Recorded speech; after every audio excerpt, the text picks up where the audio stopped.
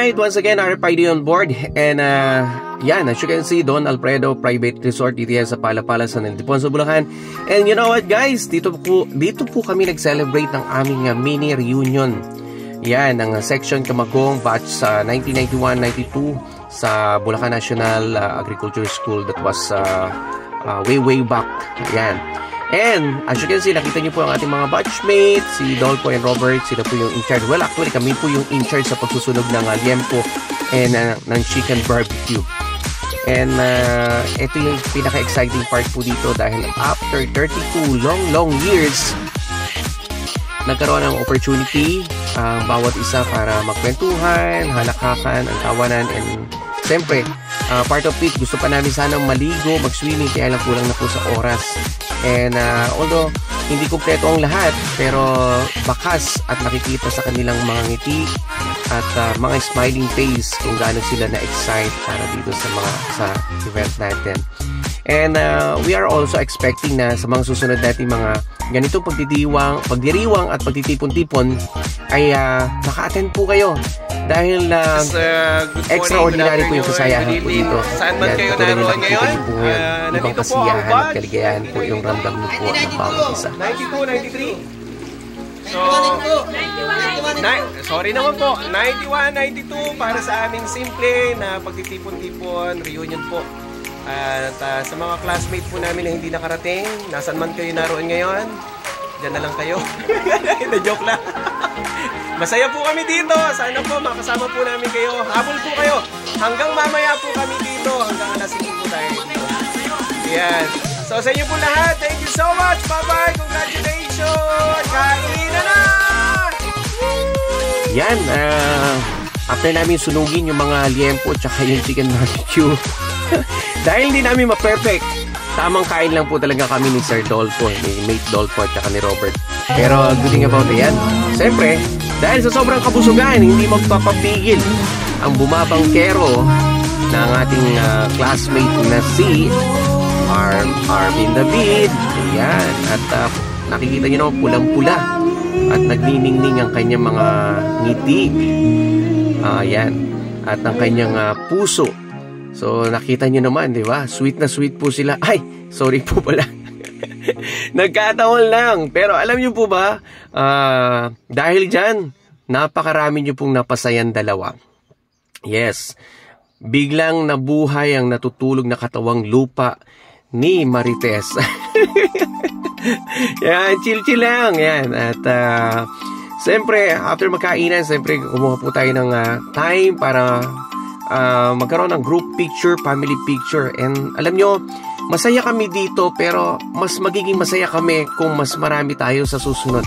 And nakikita nyo naman, abot hanggang tenga ang ngiti ng bawat isa. Siyempre, late namin na-discover, meron palang room dito na malamig. And sana dito kami nagkwentuhan dahil mainit sa labas. Celebrate po namin ang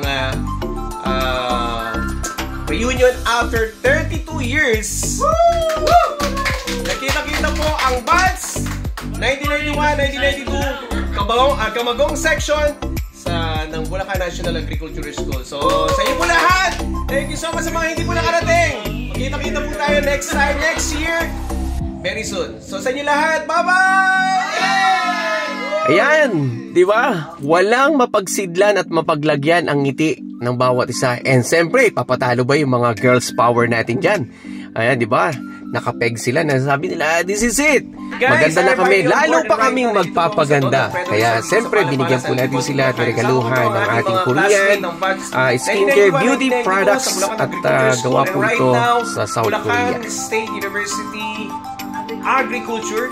At kasama ko po sila, dati po magaganda, ngayon po, lalong gumaganda! Everybody excited, and siyempre, eto na. Yan, unti-unti na po nagkakaroon ng pakiramdaman. Although gusto po magkwentuhan ng bawat isa, but it's about time to say thank you, say salamat, and say babay muna for the meantime. Alam niyo po, ito yung magparamdam po kayo next year. Nakaka-excite pero sa isang banda nakakalungkot. Kasi napakaikli po ng oras ng pagtitipon at pagsama-sama kumpara po doon sa 32 taon ng paghihintay para makapag-create tayo ng simpleng pagtitipon katulad po nito. Kaya Jobinal, ano pa iniintay mo? Sa susunod, may mensahe na sa'yo. Si Maribig. So dito pagpasensyahan nyo na po si Bebe. Si Luigi. Si ano pala? Si Melchor. Kasi naparami po yan ng nainom na tubig sa pool. Ayan. Walang pagbabago, walang kakupas-kupas. Ganun pa rin po siya. And syempre, ayan na. Next year po, next year. Nagpaparamdam na po ang bawat isa. At nagpa-pack up na. Pero alam niyo po ba, bawat isa, dahil sa sobrang dami namin na nadalang pagkain, kahit 3 beses kami paulit-ulit na kumain dito ng sama-sama, tiyak hindi pa rin mauubos yung pagkain. So, hello guys. Nag-take home po sila, nag-take out sila. Kaya ito, malapit sa ating sa kaibigan natin, si Melchor. Kaya tanong kung pwede siya sumabay. Kaya lang, hindi po pwede. Kaya sorry, next time, May. So, ito na. Paalaman na. And alam ko, masaya sila. Pero at the back of their minds, nabitin ang kwentuhan. Tama ba? Tama ba? Tama ba? Comment naman kayo sa ating comment box. So, paring Rector, ingat-ingat lang. Naku, baka magalit sa si Sere. Ayan, ingat din kay Mate Elmer and also kay Robert.